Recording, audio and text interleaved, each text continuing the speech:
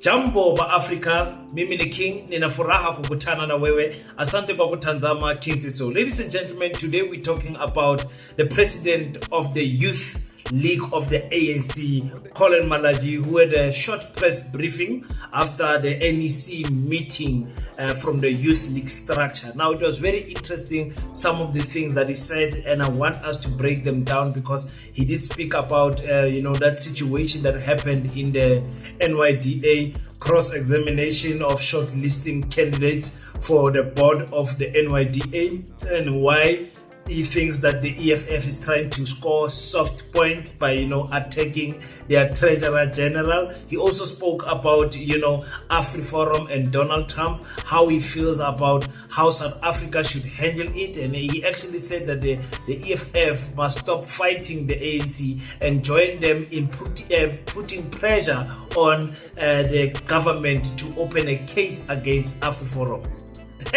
Angazi, he also spoke about the reconfiguration of the ANC, saying that this is the first time that the ANC has come across such a situation, and that the ANC is doing its best with what they know. They have mixed youth and the old wise people, brought them back, but eventually it's about getting everyone involved and getting the ANC on the roll again. So I want to speak about that. Let's talk about Collen Malatjie, the ANC Youth League versus the Economic Freedom Fighters, Paseta, and much more.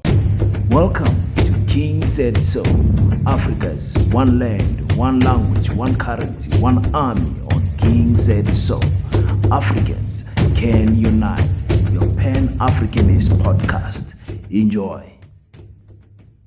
Peace in Pan-Africanism to all my African brothers and sisters from all around the world. Welcome back to King Said So. I'm your host, Kagiso Hlongwane Zinjiva Sono, and we're back at it again with another one. This time around, we're talking about Collen Malatjie, the Youth League president of the African National Congress. Now, ladies and gentlemen, let me start by thanking everybody that has donated to Paseta this month, whether it be a 50 rand, whether being buying a pallet of bricks on the Mike Khatebe campaign, or being it you purchasing a ticket for our gala dinner event that we are having on the 2nd of May. The 2nd of May, very important historical event that is happening in South Africa, where the first fully fledged Pan-Africanist boarding school is going to be built here in South Africa. It's being built already here in South Africa, and we need your support. I would like you to come to the Northern Cape, come and share, some good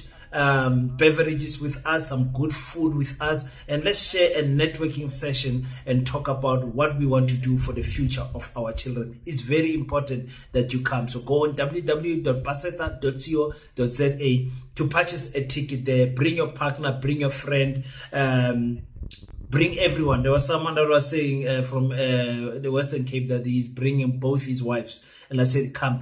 We need to learn from you. It's very important. So please, you are very much invited. Make it a small excursion towards the Northern Cape and come and see the big hole. Come and see the beauty of the Northern Cape. So thank you so much, guys. Listen, I want to talk about Collen Malatjie, the statements that he made in the press briefing. I'm just going to cover the Q&A session because I think that was more important. That's where he spoke more for me than covering that first part where, that's that first part. I'm trying not to be negative in this video. So I'm covering the Q&A session. Let's listen first to what Collen Malatjie said about that situation that happened in Parliament, where the Treasurer General of the Youth League was being interrogated, questioned to the last degree by the Youth League president of the Economic Freedom Fighters, Sihle. And I think the questioning was number one, relevant, and also it was necessary for Sihle to have those questions posed on the TG because of the work that he did from 2016 up until 2023 as a senior researcher. Let's quickly listen to what Sihle, how he phrased that question and what Collen Malatjie said. Okay, we can still come back. Thanks, SG. I think before the Act was amended in 2021, those who have worked in political offices know that in political offices there was not even interviews or many other things. We have just been called in and be deployed in the office to assist politically. And when you arrive there, you are given different roles. Now, as well, or like any other person was deployed in any political office, they were moved around in different roles. It was out of his control. There was nothing he was going to do. The best thing that he did was to also declare it. Because normally people will not declare. They will say, if I'm employed as a PA, I remain there, even when you have been moved to another responsibility. But it's also said there in the interview that he complained formally that this responsibility you have given me is not in line with what I've applied for. Now, I think on that issue, the municipality will also respond on it. Those who have been deployed in political offices, they know it's nothing new. It happens all the time of movement of people in the structure, and that is resolved. And he has declared it. Even the chair of the committee says he has declared all of those matters. Now, it's not something that was hidden. But also, an interesting matter that was done by the EFF is that those discussions, the committee says some of those things were processed in committee. Now, it was a populist stand by the EFF, but we expected them to act that way because, anyway, it's a TG of the Youth League that was interviewed. Now, it was a political opportunity for populist organizations like the EFF to play to the gallery. And it's fine, they're doing their job. They're doing what they want to get their voters for. I will act the same if I was them after losing such elections, and the last elections not growing, with a clear program that in 2026 there will not be EFF in this country because no one is going to vote for a populist organization like that one. They're highly rejected by everyone. They are frustrated. Now, they must do what they do best to try to survive. On the laying of charges, a corrupt organization like the EFF, led by corrupt CIC, goes and lays charges to Public Protect about something that is not there. I'm saying that leader of the EFF, even today, we still don't know how he survived a case of money laundering, a case of corruption, a case of using a trust fund of his son, a child born, given a name is named for institution that will be utilized to steal from the poor in Limpopo. Now, the EFF is the last organization to speak about corruption, but the Public Protect is a good institution. They must go there and do whatever, they must investigate, and we are clear that they'll get the right answers. But they don't have the credibility, the EFF, to be the ones that are seen to be respecting the constitution of the country or they are of high value. We know even in municipalities where they are given responsibility to govern, they've collapsed them. Now, it's a last organization to worry about them. We're not even worried about them. They must do what they do best. We'll also be on them. We know there are things very soon we'll be opening case against them also. It means the EFF and the Youth League will be busy in police stations very soon. Okay. Yeah. Okay. Ladies and gentlemen, I think I will do a video about this question of secret laws. I'm not sure which video I'm going to upload first, but if you get this video first, we must understand that Masilela, the guy who has been interviewed there, Zwelo Masilela, yes, I'm correct, which is the Treasurer General of the Youth League. He's also interviewed trying to fill those positions of the NYDA board there. He explains that he was moved there out of his own will.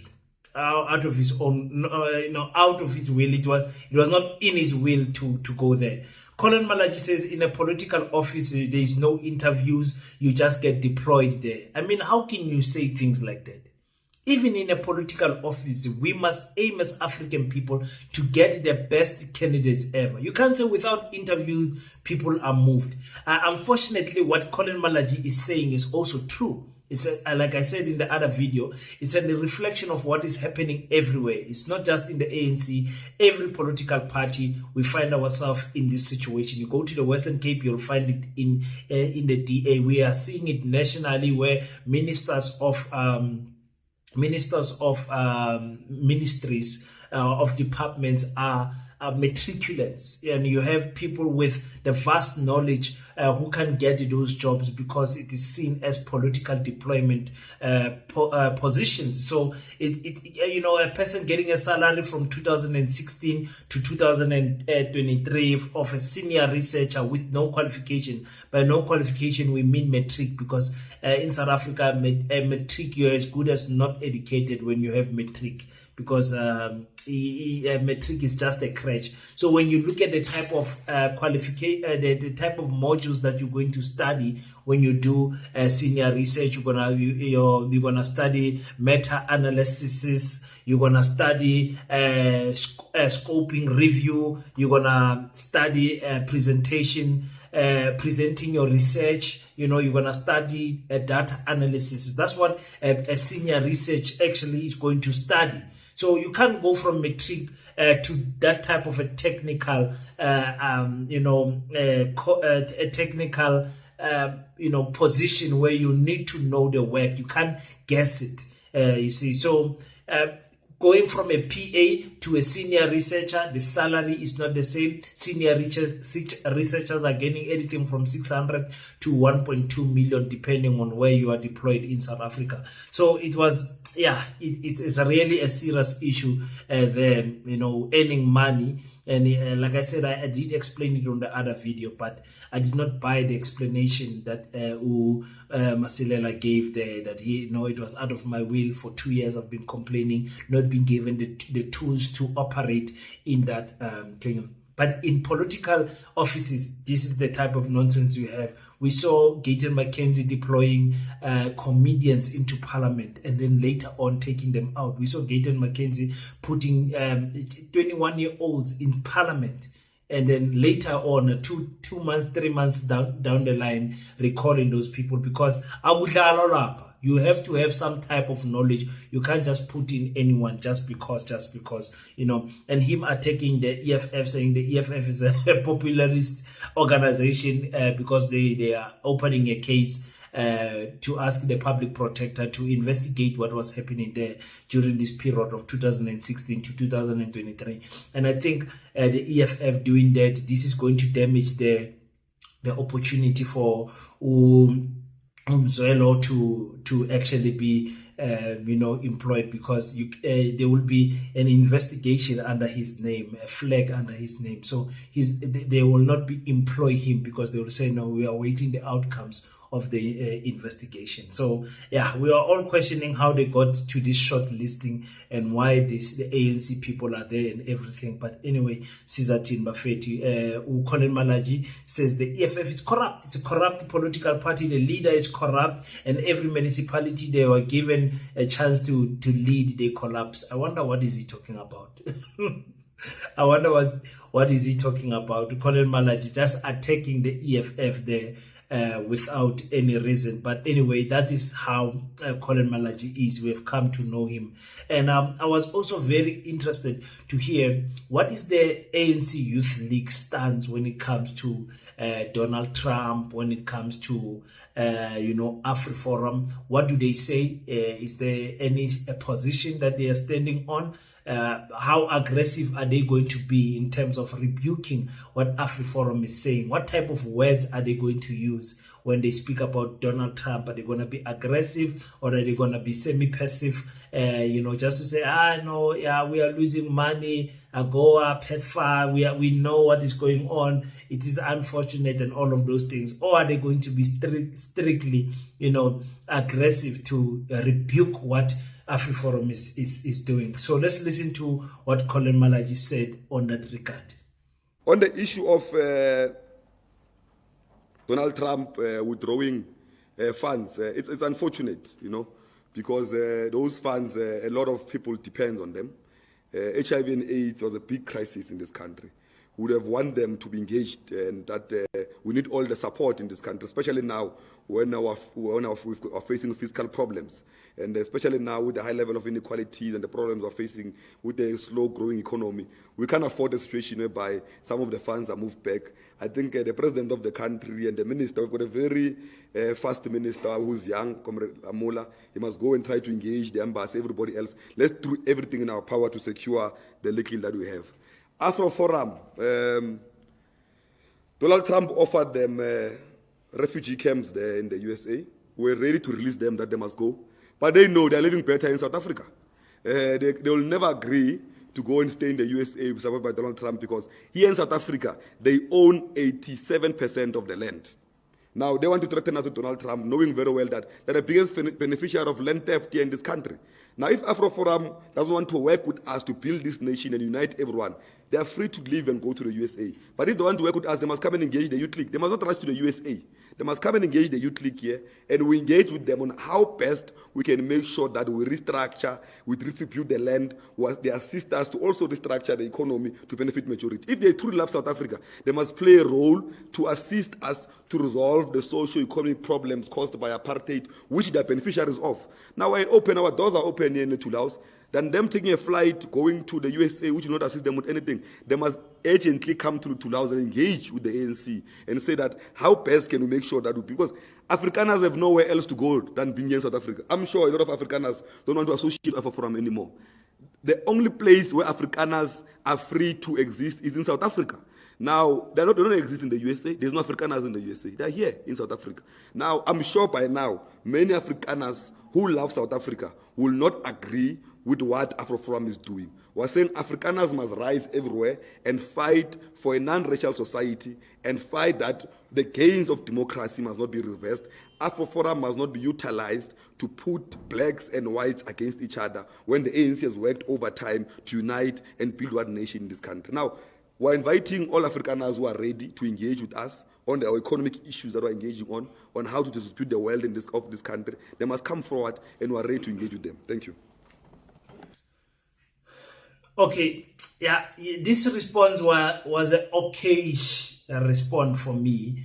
I would have loved to hear the ANC Youth League being more aggressive towards Donald Trump and his goon Elon Musk. I would have loved them to be a little bit more aggressive. I think, listen, since the funding has taken away from us, let's just live our life and continue our life without that funding. Let's just make peace that the Afri Forum has got more power than our government in terms of international relations. There's nothing that the minister Ubatuban was going to assist us with anything. So let's just accept that we don't have power and we have a problem in terms of Afri Forum. Why people don't own 87% of the land? The number is slowly going down each and every year. I think it's at 73% right now, but depending on which source are you using for research, because I'm telling you the land audit in our country is not accurate. It's not accurate. I keep on repeating this because we work I work in the Department of Agriculture, and when it comes to land and farm owners and how many hectares they have, sometimes people are stretching their fences beyond their title deed, if I can put it that way. So there is no proper land audit that you can say it's 100% accurate or anything close to 80% according to me. But that's just me. So yes, the African people are not going to leave. There's no way they will leave this country. We know. But what they must be done is they must be punished for doing whatever they are doing. I think more consequences are going to follow following their visit to America and everything. So I want to hear also what Collen Malatjie says about the reconfiguration. Is he happy about the old and new mixed, the task force of Gauteng and KwaZulu-Natal? Let's quickly listen to what Mr. Malatjie said on that. President.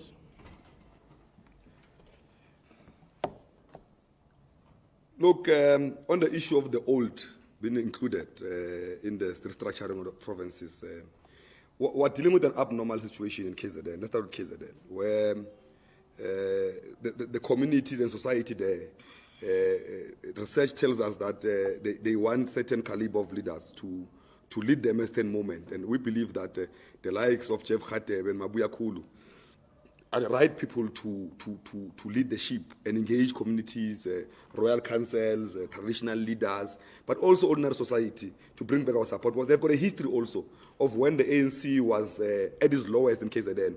Those comrades and their generation have a history of taking it up about 50%. Now, we're saying that we're under siege in KZN. We've been pushed back by our own former president of the ANC. Now, it is not a normal situation. But yes, there are young people who are excluded there. There's a mixture of generations. There are generations that came, immediate graduates of the Youth League. I always call them the missing middle. You know, they're too old to be young. They're too young to be old. Most of them are there in that structure of the ANC. In Gauteng, we have close to 12 young people who are below the age of 35 in that task team. We've brought back seasoned comrades like Amos Masondo, the likes of Boho, Pupape. There's an inclusion also of a mixture of different generations also in Gauteng. It's not an easy one. The ANC has never been to have to deal with such a situation. And we're saying that we're trying all systems, we're trying to bring everyone on board, we're trying to bring those of experience, those who have been trained as organizers to come back so that we regain the confidence of our people. Because in both the provinces and also nationally, it has proven that we've lost 60% of confidence of our people. Now we have a full responsibility to build structures that are responsive. As you can see in the Youth League, we've said in the Youth League that we don't want task teams anymore. We want constitutional structures everywhere so that they're charged up. And part of the plan why we want that conferences must end of the Youth League by end of April is because from May moving forward, we want to be focusing on doing community programs to revive the confidence of our people to go out in numbers in 2026 to vote for the African National Congress. Now, it's not an easy one, but there's a mixture of many talented comrades. And even those that were in the last PC weren't pushed out on the street because we can't afford to have people who are disrangled, organized against the ANC. They've been put in because the reconfiguration of structures, it was not a process of paging comrades. It was a process of reinforcing and building a strong team to resolve all the problems we're faced with. Yeah, you know what? I have to agree with Collen on this one. This is something that is new for the ANC. The reconfiguration is something that they never foreseen. And I think the ANC, Shem, Bayazama, I have to give it to them, Shem. Bayazama, with the task team of Gauteng, my goodness. They brought each and everyone out for the tax team. And I'm not going to beat around the ANC and say, what are you doing? You're bringing old people, you're bringing your people. Because I don't know what is the best solution for what the ANC has experienced in terms of all of the votes that they have lost. So reconfiguration was a good thing. I said reconfiguration must not be in the two provinces alone. It must be from national downwards. But the ANC decided only to focus on the two provinces because that's where, when you talk about head count, most of the votes were lost from the ANC. So, yeah, I understand what they are trying to do. I'm not going to sit around and pretend as if I have a better solution for them. If they didn't do anything, we were going to criticize them. When they are doing something, it shouldn't be again. Again, we are criticizing for the sake of criticizing. What is the solution? They underperformed in Gauteng. They underperformed in what you call it, the KwaZulu-Natal. The NEC sat down. The NEC had a resolution to say, okay, let's do a reconfiguration and look at our structures and see what we can tweak and change there, here and there. Reconfiguration, Ufikile Mbalula said, is replacement and disbandling. It's the same thing. You replace and disbandling, reinforcement and disbandling. Those are the words that he used. So I wish the ANC all the best. Like I said, a dead ANC is not good for us because the DA will remain strong. So I want to hear also what did he say about the opening of case. This is going to be the last clip. It's going to be a short one, and then we close this video off. Collen Malatjie. Let's hear what he said about the EFF. On the opening of cases, it's a good question.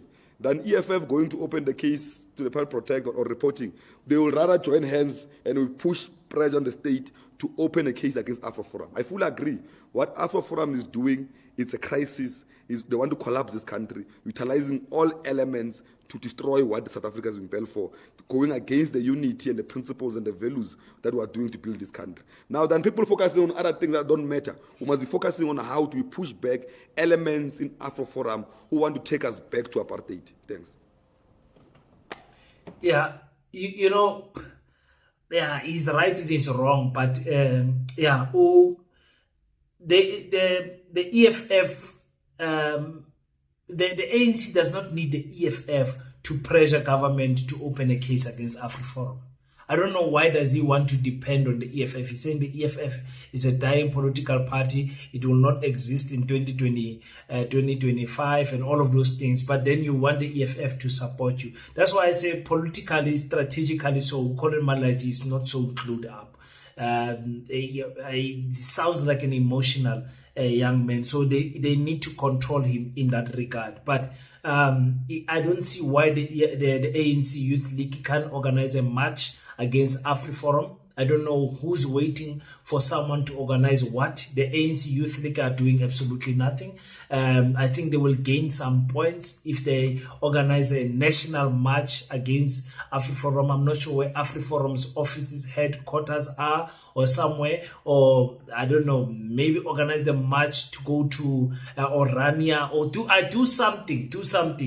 You don't need the permission or the approval of the EFF for you to do that. You as the ANC Youth League, you can do that perfectly alone without the help of any other person. The people who want to join you will join you. Personally, I will join that march if the ANC Youth League decides to do something like that. So that's very important to see. So you guys tell me, do you think that the Youth League is in a good direction? What they are trying to do in terms of their structures, they are trying to get rid of tax teams and get branches alive again so that they can focus on the 2026 or 2027 local elections. The campaigning underground for who's going to be the president of the ANC has officially started.